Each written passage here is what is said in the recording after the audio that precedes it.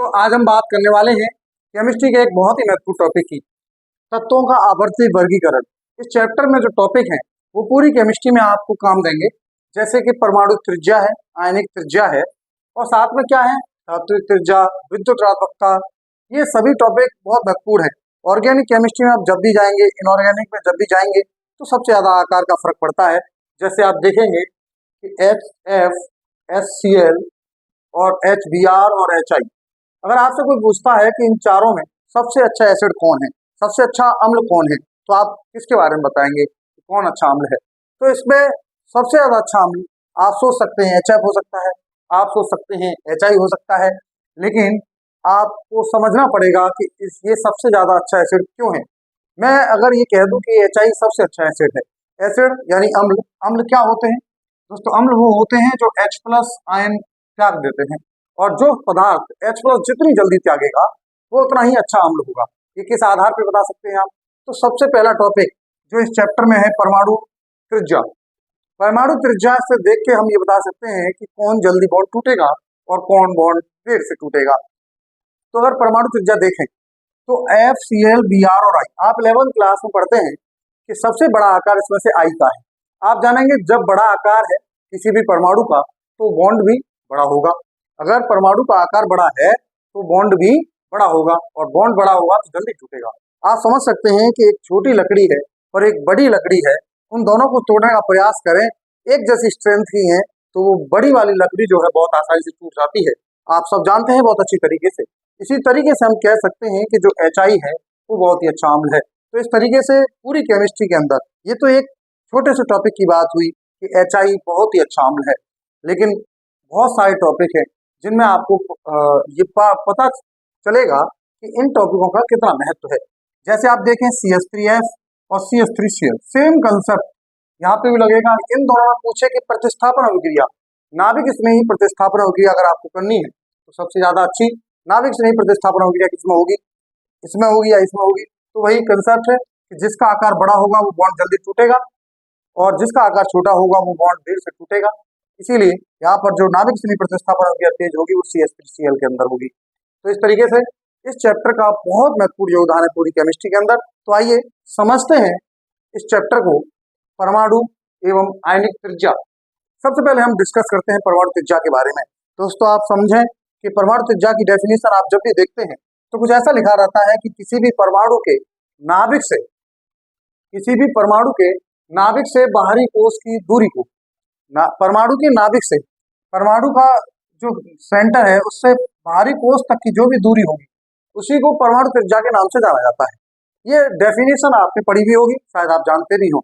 लेकिन एक वैज्ञानिक है हाइजेनबर्ग, हाइजेनबर्ग का अनिश्चित सिद्धांत और डी ब्रोगली और नील्स बोर, इन सब ने बताया कि परमाणु की संरचना कैसी होती है। तो उस समय पता चला, लेटेस्ट मॉडल जो था यांत्रिकी मॉडल, वो कहता है कि परमाणु में इलेक्ट्रॉन का स्थान निश्चित नहीं होता, अनिश्चित होता है। तो परमाणु में इलेक्ट्रॉन का जो स्थान है वो निश्चित नहीं होता है। तो त्रिज्या कैसे निश्चित हो जाएगी, कैसे ये बाहरी कोश निश्चित हो जाएगा? तो हम परमाणु की त्रिज्या को कैसे कह देंगे कि नाभिक से बाहरी कोश तक की दूरी परमाणु त्रिज्या होती है? अगर परमाणु त्रिज्या की ये परिभाषा अगर हम ध्यान से देखें तो कह रही है कि नाभिक से बाहरी कोश तक की दूरी परमाणु त्रिज्या कहलाती है। लेकिन एक तरफ हमें पता है कि इलेक्ट्रॉन का स्थान निश्चित नहीं है। अगर इलेक्ट्रॉन का स्थान निश्चित नहीं है तो ये बाहरी कोश भी निश्चित नहीं है, और बाहरी कोश निश्चित नहीं है तो परमाणु त्रिज्या को निश्चित करना हमारे लिए संभव नहीं है। तो इसी समस्या को दूर करने के लिए हमने परमाणु त्रिज्या को ज्ञात करने के लिए कि किसकी परमाणु त्रिज्या ज्यादा है, किसकी परमाणु त्रिज्या कम है, उसको जानने के लिए तरीके बनाए। परमाणु त्रिज्या को अलग अलग तरीके से डिफाइन किया। कौन कौन सी परमाणु त्रिज्या डिफाइन करते हैं? सहसंयोजक त्रिज्या। कौन कौन सी त्रिज्या डिफाइन करते हैं? एक त्रिज्या डिफाइन करते हैं सहसंयोजक त्रिज्या, एक त्रिज्या डिफाइन करते हैं धात्विक त्रिज्या, और एक त्रिज्या डिफाइन करते हैं आयनिक त्रिज्या, और एक त्रिज्या डिफाइन करते हैं वान डेर वाल रेडियस। तो इस तरीके से ही त्रिज्या कई टाइप से हम डिफाइन कर रहे हैं। हम परमाणु त्रिज्या को ज्ञात नहीं कर सकते, एब्सोल्यूट मान परमाणु त्रिज्या का ज्ञात नहीं किया सकता। क्यों नहीं किया सकता आप समझ पा रहे हैं? क्योंकि परमाणु में इलेक्ट्रॉन का स्थान निश्चित नहीं है, और इलेक्ट्रॉन का स्थान निश्चित नहीं है तो इसके बाहरी कोश की जो दूरी है वो भी निश्चित नहीं होगी। इसीलिए हम परमाणु त्रिज्या को परमाणु त्रिज्या के रूप में नहीं ज्ञात करते हैं। किसमें ज्ञात करते हैं? सहसंयोजक त्रिज्या के रूप में, धात्विक त्रिज्या के रूप में, आयनिक त्रिज्या के रूप में या वान डेर वाल्स त्रिज्या के रूप में। तो देखिए जरा समझते हैं, इसको ज्ञात करने के लिए हम किसको ज्ञात करेंगे? सबसे पहले सहसंयोजक त्रिज्या समझेंगे कि सहसंयोजक त्रिज्या होती क्या है। तो सहसंयोजक त्रिज्या को समझने के लिए सहसंयोजक बंध आपने समझा हुआ है। जैसे Cl और Cl दो परमाणु हैं Cl के, ये आपस में जुड़े हुए हैं। किस बंध के द्वारा जुड़े हुए हैं? सहसंयोजक बंध के द्वारा जुड़े हुए हैं। जब आप पढ़ेंगे तो आपको पता चलेगा, जब ये बंध बनता है तो इसका एक ऑर्बिटल और इसका एक ऑर्बिटल आपस में अतिव्यापन करता है। जब ये अतिव्यापन करेगा तो इन दोनों नाभिकों के बीच की दूरी अगर हम देखें, इन दोनों नाभिकों के बीच की दूरी हम देखें और उसका कर दो आधा, तो उसका जो आधा भाग होगा वो एक परमाणु की त्रिज्या कहलाता है और उस त्रिज्या को हम सहसंयोजक त्रिज्या कहते हैं। तो सहसंयोजक त्रिज्या कब डिफाइन करेंगे, कब हम सहसंयोजक त्रिज्या को देखेंगे? सबसे पहले तो वो सहसंयोजक बंध होगा और सहसंयोजक बंध के बने हुए परमाणुओं के बीच में, तो सहसंयोजक बंध के जो परमाणु है उनके बीच की दूरी को आधा कर दें। सहसंयोजक बंध में जो परमाणुओं के बीच की दूरी है उस दूरी को आधा कर दें तो उस आधी दूरी को सहसंयोजक त्रिज्या कहते हैं। क्या कहते हैं? सहसंयोजक त्रिज्या। दो सहसंयोजक बंध से जुड़े परमाणुओं के बीच की दूरी को आधा भाग क्या कहलाता है? सहसंयोजक त्रिज्या कहलाता है। लेकिन ये तभी निकालनी है जब वो अधातु हो, जब क्या हो? वो अधातु हो और वो सहसंयोजक बंध बनाता हो। क्या हो? वो अधातु हो, सहसंयोजक बंध बनाता हो। दूसरी जो त्रिज्या हम ज्ञात करेंगे सहसंयोजक त्रिज्या के बाद है धात्विक त्रिज्या। तो अगली त्रिज्या है धात्विक त्रिज्या। तो धात्विक त्रिज्या क्या होती है? देखिए हमने बात करी कि परमाणु त्रिज्या को ज्ञात करना हमारे लिए संभव नहीं होता। परमाणु त्रिज्या को ज्ञात करना हमारे लिए संभव नहीं है तो हमने उसके टूल बनाए कि किस तरीके से हम परमाणु त्रिज्या को डिफाइन कर सकते हैं। तो हमने परमाणु त्रिज्या को कई पार्ट्स में डिफाइन किया, जैसे सहसंयोजक त्रिज्या के रूप में। सहसंयोजक त्रिज्या कहाँ देखेंगे? अधातुओं में। तो धात्विक त्रिज्या को कहाँ देखेंगे? धातुओं में। अब धातुओं को, धात्विक त्रिज्या को देखने के लिए हम एक धातु के टुकड़े के अंदर झांक के देखें। जैसे आपको दिख रहा है यहाँ पे पोटेशियम, तो पोटेशियम के अंदर अगर आप झांक के देखेंगे तो पोटेशियम में दो पोटेशियम कणों के बीच की दूरी का आधा हिस्सा जो होगा वो आधा हिस्सा क्या कहलाएगा? धात्विक त्रिज्या कहलाएगा। धातु के अंदर दो कणों के बीच की दूरी के आधे भाग को धात्विक त्रिज्या कहते हैं। ऐसे ही सहसंयोजक बंध में उसकी बीच की दूरी के आधे भाग को सहसंयोजक त्रिज्या कहते हैं और धातु के अंदर दो कणों के बीच की दूरी, दो समीपवर्ती कणों के बीच की दूरी के आधे भाग को धात्विक त्रिज्या कहते हैं। अब आप सोच के बताइए कि अगर एक जगह धात्विक त्रिज्या निकाल रहे हैं और एक जगह सहसंयोजक त्रिज्या निकाल रहे हैं तो दोनों में से कौन सी त्रिज्या बड़ी होगी और क्यों होगी?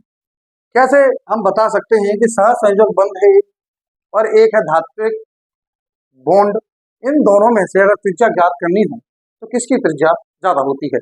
जैसे ही आपको हमने समझाया कि जब सहसंयोजक बंध बनता है तो इन परमाणुओं के बीच में ओवरलैपिंग होती है, यानी कि दो परमाणु एक दूसरे में ठस जाते हैं। लेकिन जब धातु के अंदर आप देखते हैं तो ये कण थोड़े दूर दूर रहते हैं। तो कौन सी दूरी ज्यादा आपको दिखाई देगी? धात्विक बंध के अंदर।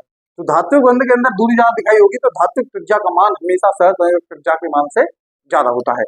धात्विक त्रिज्या का मान सहसंयोजक त्रिज्या से ज्यादा होता है। तो आप कह सकते हैं कि धात्विक त्रिज्या जो होगी हमेशा बड़ी होगी सहसंयोजक त्रिज्या से। सहसंयोजक त्रिज्या से धात्विक त्रिज्या हमेशा बड़ी होती है। और इस तरीके से हमने कंसेप्ट को समझा कि परमाणु त्रिज्या को हम बहुत आसानी से डिफाइन नहीं कर सकते क्योंकि इलेक्ट्रॉन का स्थान निश्चित नहीं है। तो हम किसको डिफाइन करेंगे? सहसंयोजक त्रिज्या को। हम किसको डिफाइन करेंगे? धात्विक त्रिज्या को।